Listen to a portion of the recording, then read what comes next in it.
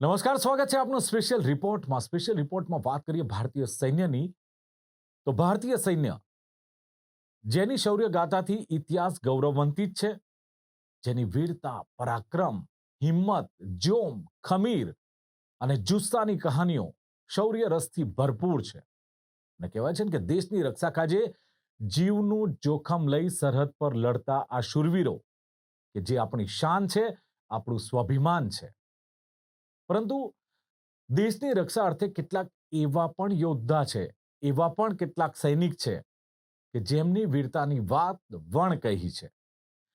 કારણ કે આ સૈન્ય, આ સૈનિકો યુદ્ધ યુદ્ધ મેદાનમાં નહીં પરંતુ દુશ્મન દેશની ધરા પર લડે છે અને જેને આપણે જાસૂસ કહીએ છીએ.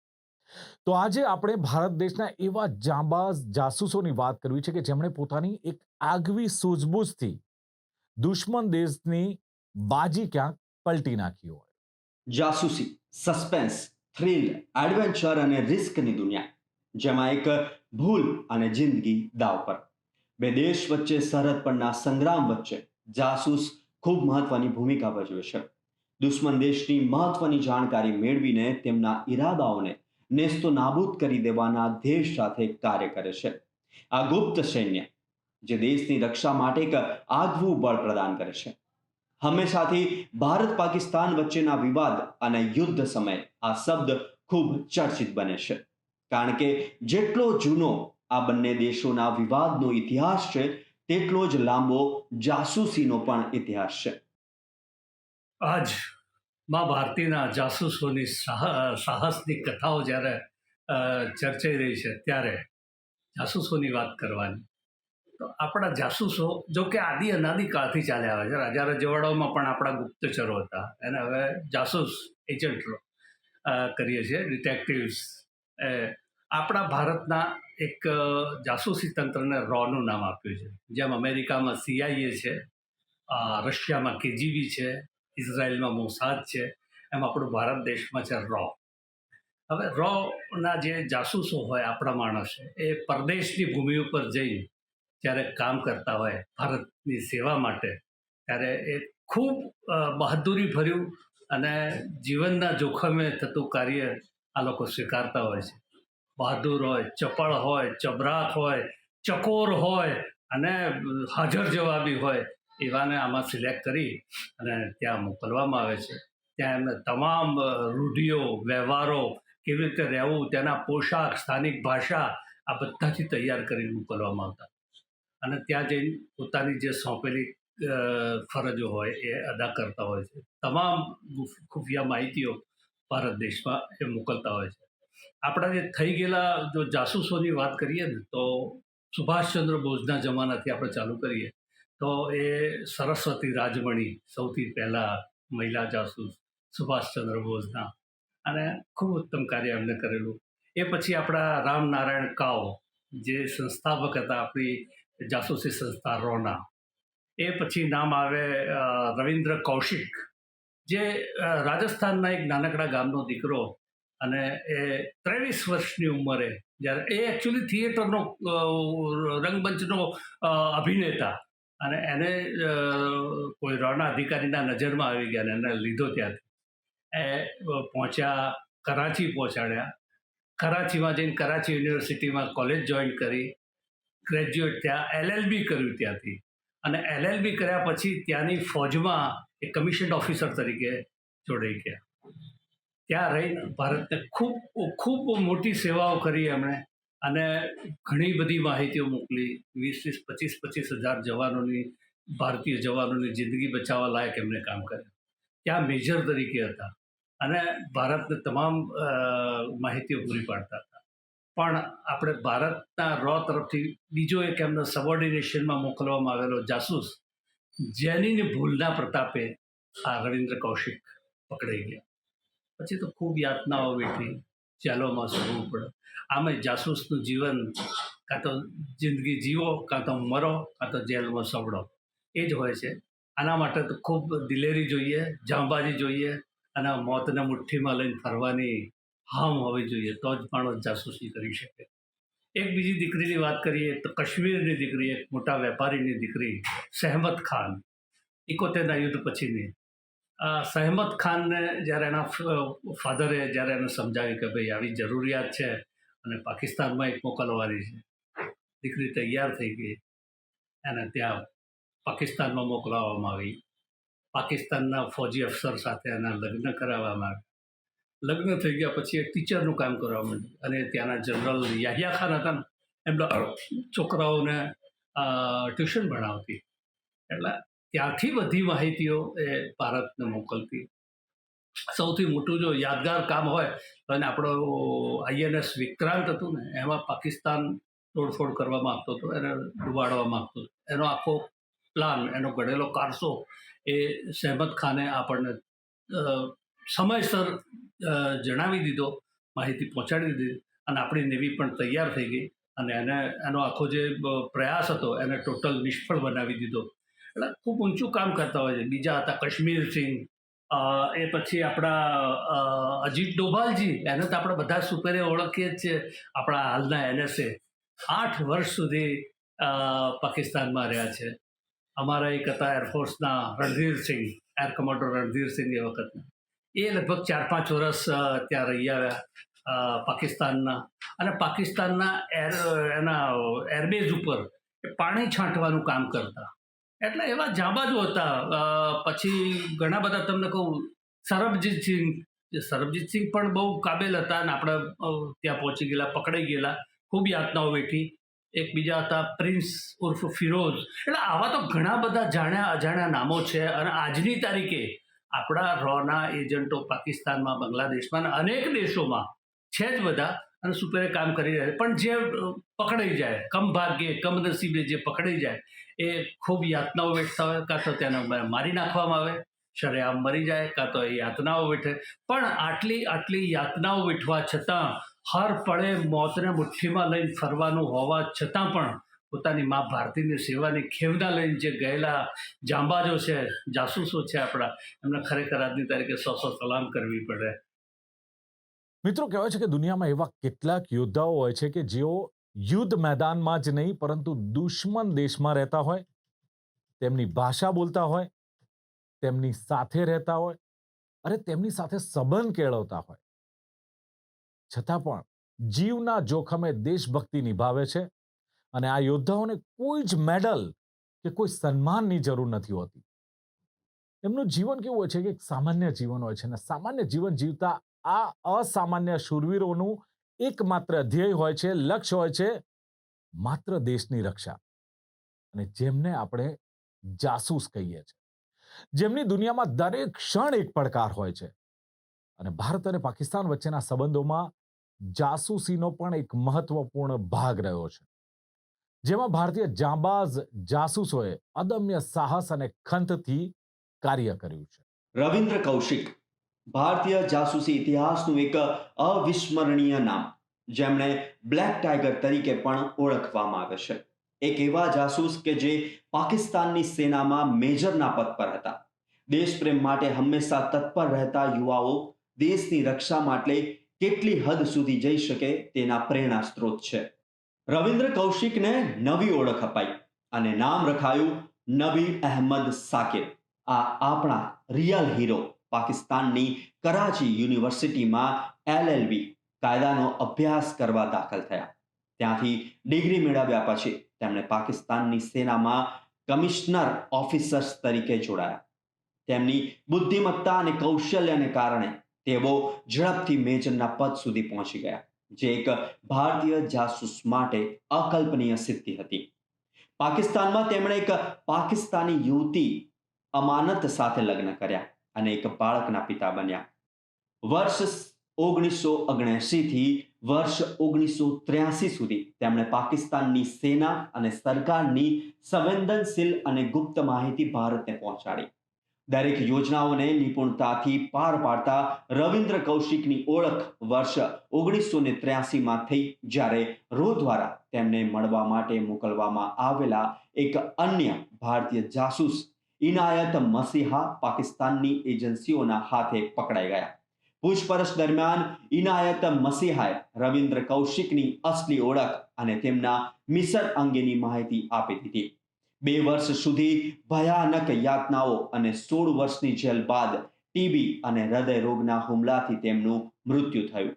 રવિન્દ્ર કૌશિકની અસાધારણ સેવા અને બહાદુરી માટે ભારતના તત્કાલીન વડાપ્રધાન ઇન્દિરા ગાંધીએ તેમને બ્લેક ટાઈગરનો ખિતાબ આપ્યો.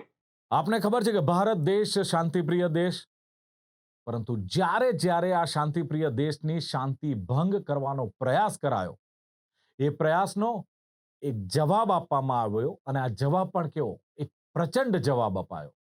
ષડયંત્રનો જવાબ આક્રમકતાથી અપાયો. જોકે ભારતના જાંબાઝ જવાનોએ ઘણીવાર આવા અનેક દુષ્કૃત્યોને નિષ્ફળ પણ બનાવ્યા છે. અને ભારતના ઇતિહાસમાં અનેક સ્પાય પર્સન રહ્યા જેમના જુસ્સા, સાહસ અને દેશપ્રેમની વાતો ફિલ્મી સ્ટોરીને પણ ક્યાંક ટક્કર આપે છે. આપણું આ હિડન આર્મી કરો યા મરોના સિદ્ધાંત પર ચાલે છે. અને જેમાં હવે આપણે વાત કરીશું રાષ્ટ્રીય સુરક્ષા સલાહકાર અજીત ડોભાલની. અજીત ડોભાલ ભારતના વર્તમાન રાષ્ટ્રીય સુરક્ષા સલાહકાર, ભારતીય ગુપ્તચર અને કાયદા અમલીકરણ ક્ષેત્રે એક અગ્રણી વ્યક્તિ, જેમને ભારતના જેમ્સ બોન્ડ પણ કહેવામાં આવે છે, જે દુશ્મન દેશના દાંત ખાટા કરવામાં માહેર છે.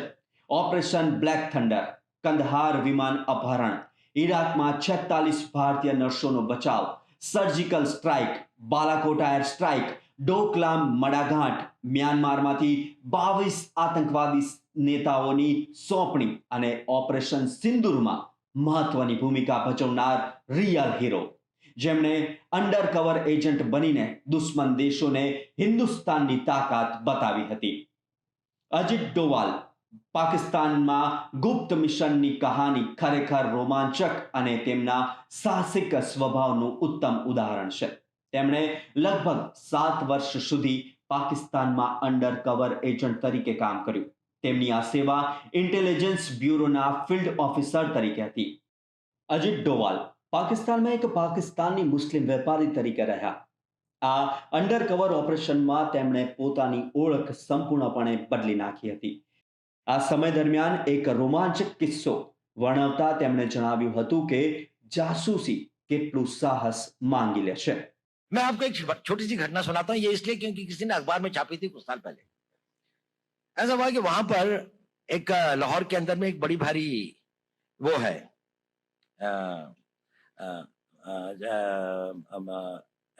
औलिया की एक मजार है जिसपे बहुत सारे लोग आते हैं. तो नेचुरली मैं क्योंकि एक मुस्लिम उसमें रहता था और एक उसके साथ में रहता था, तो मैं वहां से गुजर रहा था और मैं उस औलिया की उसमें आया और मस्जिद से वापस आया और एक उसमें मिला. तो एक आदमी एक कोने पे बैठा हुआ था, बड़ी आकर्षक उसका व्यक्तित्व था, बड़ी सफेद लंबी दाढ़ी थी. उसने मुझे बुलाया.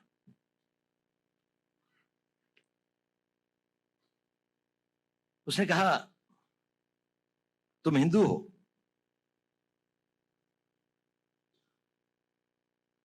मैंने कहा नहीं.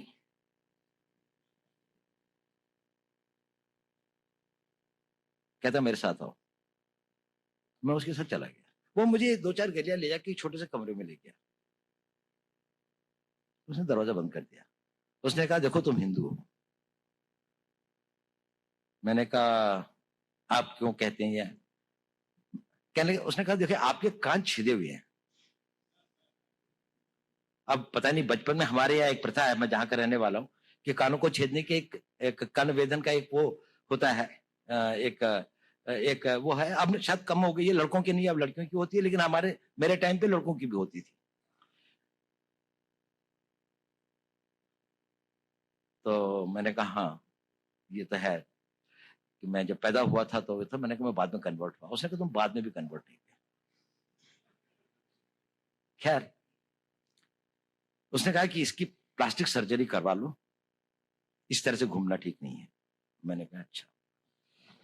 खैर वो मैंने करवा ली या नहीं करा, इसके बाद में भी है, दिखाई देते हैं, कम दिखाई देते हैं पर दिखाई देते हैं.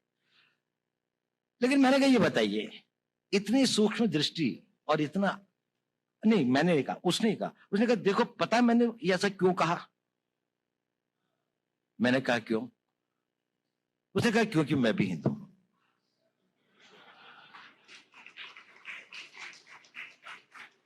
और उसने कहा कि देखो मेरा सारा परिवार इन लोगों ने मार दिया था, मैं यहां पर किसी तरह से अपने दिन काट रहा हूं। मुझको बहुत खुशी होती है जब आप लोगों को देखता हूं, लेकिन मैंने भी अपना बेस बदला हुआ है। लेकिन देखो इस कमरे के अंदर, और फिर उसने एक अलमारी खोली, उसके अंदर में एक शिव जी की और एक दुर्गा की एक वो रखी थी। उसने कहा देखो मैं इनकी पूजा करता हूँ, लेकिन बाहर जाके मस्जिद के अंदर में सब लोग मेरे को यहाँ का एक रिस्पेक्टेड उलेमा समझ लीजिए, उलेमा तो नहीं लेकिन वो समझ लीजिए, मतलब रिलीजियस मैन की तरीके से वो करते हैं। ये एक छोटी सी घटना है, लेकिन बड़ी मेरे को वो लगी। कभी मेरी दिल में इच्छा भी होती थी कि मैं उनकी कोई मदद कर सकता या हो सकता, लेकिन कभी ऐसा हुआ नहीं। આ 7 વર્ષમાં અજીત ડોવાલે લાહોરમાં સ્થાનિક જીવનનો અનુભવ કર્યો, જેમાં ક્યારેય રિક્ષા ચાલક તો ક્યારેક વેપારીનો વેશ અપનાવી સિક્રેટ ઇન્ફોર્મેશન મેળવી. અજીત ડોવાલની પાકિસ્તાનમાં જાસૂસીની આ સેવા તેમની અભૂત હિંમત, બુદ્ધિમત્તા અને દેશભક્તિનું પ્રતીક છે. આ અનુભવોથી તેમણે પાકિસ્તાનની માનસિકતા, તેમની સુરક્ષા વ્યવસ્થા અને આતંકવાદી નેટવર્ક્સ વિશે ઊંડી સમજ કેળવી, જે ભારતના રાષ્ટ્રીય સુરક્ષા સલાહકાર તરીકે તેમના પછીના કાર્યકાળમાં અત્યંત ઉપયોગી સાબિત થઈ. મિત્રો, જાસૂસીનું ક્ષેત્ર અથવા ફિલ્ડ એટલું ઇઝી નથી. આ એક એવું ક્ષેત્ર છે કે જ્યાં સતત જોખમ છે, જ્યાં સતત પડકાર છે. જો કે ભારતના જાંબાઝ જાસૂસોની વાત કરીએ તો ભારતના જાંબાઝ જાસૂસોની આ વણકહી વાતોમાં મહિલાઓ પણ બાકાત નથી, અને જેમના રોમે રોમમાં દેશભક્તિ સમાયેલી હોય છે. એટલે કે એક ખૂબસૂરત ચહેરા પાછળ શાતિર દિમાગ કામ કરતું હોય છે, જે જાસૂસીની દુનિયામાં એક અલગ ઓળખ મેળવી દુશ્મન દેશના મનસૂબાને બેનકાબ કરે છે. નીરા આર્યની ભારતની પ્રથમ મહિલા જાસૂસ, આઝાદ હિન્દ ફૌજની જાબાઝ જાસૂસ, જેમણે નેતાજી સુભાષચંદ્ર બોઝ દ્વારા જાસૂસીનું કાર્ય સોંપવામાં આવ્યું, જેમને જાસૂસીની દુનિયામાં નીરા નાગિની તરીકે ઓળખ મળી, કે જેમણે સુભાષચંદ્ર બોઝનો જીવ બચાવવા માટે પોતાના પતિની કુરબાની આપી. યુપીના બાગપતની આ મહાન વીરાંગના, જેમના બલિદાન અને સમર્પણની કહાની ઇતિહાસમાં અમર છે. હવે આપણે વાત કરીશું એશિયાના પ્રથમ અંડરકવર એજન્ટની, ભારતીય મૂળની બ્રિટિશ મહિલા જાસૂસ નૂર ઉન નિસા ઇનાયત ખાન, મૈસૂરના રાજવી ટીપુ સુલતાન વંશના રાજકુમારી, કે જેઓ બીજા વિશ્વયુદ્ધમાં ચર્ચિલના વિશ્વાસપાત્રોમાંના એક વ્યક્તિ હતા, જેમણે હિટલરના ફાંસીવાદ સામે લડવા બ્રિટિશ એરફોર્સમાં જાસૂસ તરીકેની જવાબદારી સોંપવામાં આવી. નાઝી વિરોધી નૂર ફ્રાન્સ છોડી બ્રિટનની વાયુસેનાની મહિલા વિંગમાં જોડાયા. તે વાયુસેનામાં બીજા દરજ્જાના એરક્રાફ્ટ અધિકારી તરીકે વાયરલેસ ઓપરેટર કરવાનું શીખ્યા હતા. આ દરમિયાન રાજકુમારી નૂર ઉન નિસા એક જીનિયસ જાસૂસ જેવી આવડત ધરાવે છે તેવું સ્પેશિયલ ટાસ્ક ફોર્સના માણસોને જણાયું હતું. આ એક એવું ગુપ્ત સંગઠન હતું કે જે વડાપ્રધાન ચર્ચિલની સૂચના મુજબ કામ કરતું હતું. ફ્રેન્ચ ભાષા પર સારી પકડ હોવાથી નાઝીઓએ કબજે કરેલા ફ્રાન્સમાં બ્રિટનના સિક્રેટ એજન્ટ તરીકે નૂરને મોકલવામાં આવ્યા. નૂરે સતત 3 મહિના સુધી નાઝીઓની ગુપ્ત માહિતી બ્રિટનને પહોંચાડી હતી. 13 ઓક્ટોબર 1943ના રોજ જાસૂસી કરવાના ગુનામાં નાઝીઓએ પેરિસમાં તેમની ધરપકડ કરી. જાસૂસી કરતા પકડાયેલી નૂર સાથે નાઝીઓએ ખૂંખાર કેદી જેવો અમાનવીય વ્યવહાર કર્યો હતો. 10 મહિના સુધી સતત અસહ્ય ત્રાસ આપ્યા છતાં તેમણે દુશ્મનોને કોઈ પ્રકારની માહિતી આપી ન હતી, અને માત્ર 30 વર્ષની ઉંમરે તેમને ગોળીઓથી વીંધી દેવાયા. જિંદગીના છેલ્લા શ્વાસ સુધી લડતી આ બહાદુર મહિલાના મોંમાંથી સરેલો છેલ્લો શબ્દ હતો ફ્રીડમ. તો મિત્રો, જોયું દેશ માટેની આ જે સમર્પણની ભાવના છે, આ ભાવના એટલી સરળ નથી. પરિવારથી દૂર રહી, જિંદગીને હથેળીમાં લઈ દેશભક્તિ નિભાવવી. દેશ માટે કહેવાય છે કે મરવા તો ઘણા તૈયાર થઈ જાય છે, પરંતુ દેશ માટે આવી જિંદગી જીવવી એ ખૂબ જ હિંમત માંગી લે છે. જોકે ભારત દેશમાં આવા શૂરવીરોની પણ કોઈ કમી નથી. હવે આપણે વાત કરીશું ભારતના સિલ્વરમેન એટલે કે ભગત રામ તલવાર, કે જેમણે અનેક દેશો માટે જાસૂસી કરી હતી.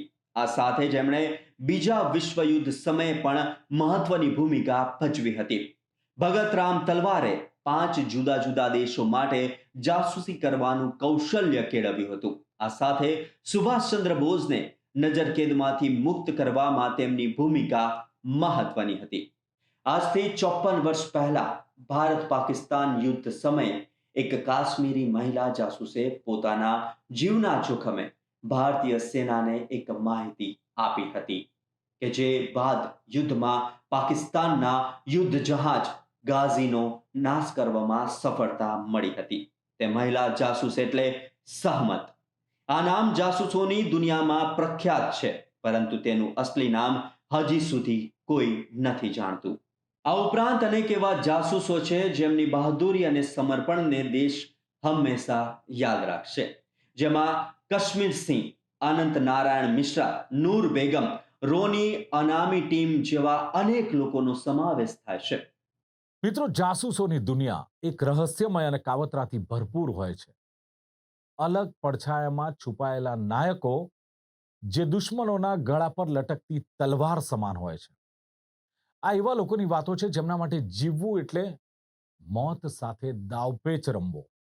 પરંતુ આ દાવપેચ પાકિસ્તાની જાસૂસો દ્વારા પણ અનેકવાર કરાયો છે, અને જેમાં જો સૌથી પ્રચલિત નામ હોય તો તે છે માધુરી ગુપ્તા.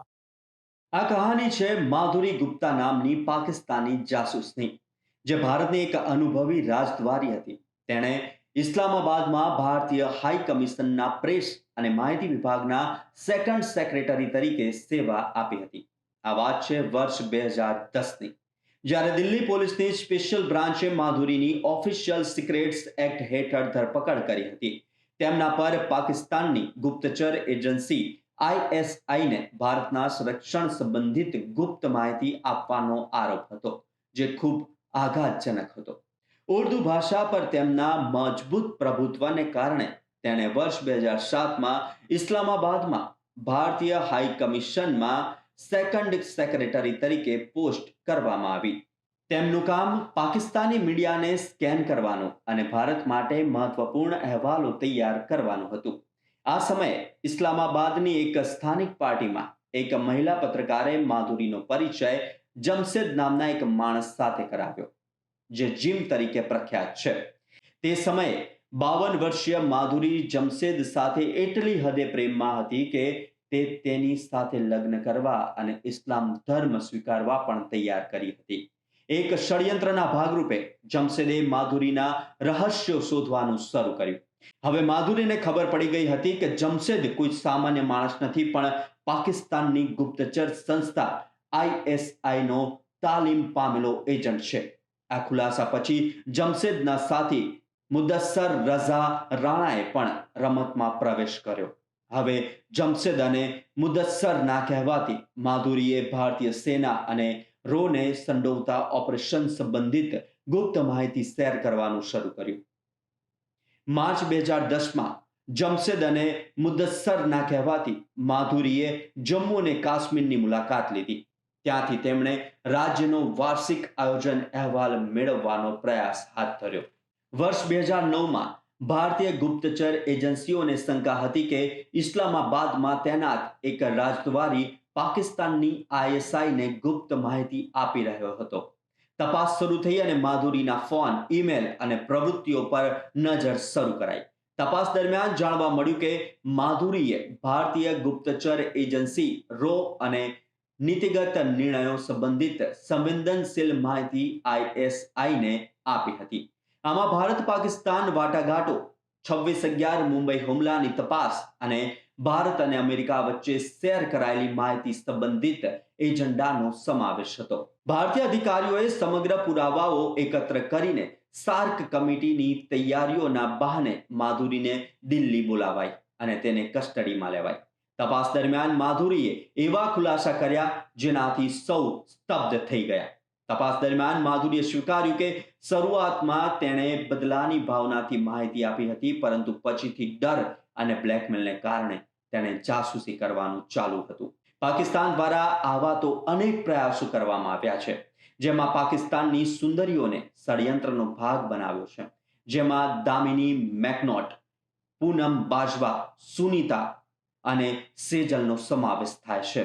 મિત્રો, જાણ્યું ને કેવી છે જિંદગી આ જાસૂસોની, અને જાસૂસોના જીવનના કઠોર સત્ય વિશે જાણીને તેમના પ્રત્યે ચોક્કસ એક ગૌરવની લાગણી સ્ફુરે. અને આ વાતો અવિશ્વસનીય બલિદાન અને નકલી ચહેરાઓ પાછળ છુપાયેલા વાસ્તવિક હીરોની છે.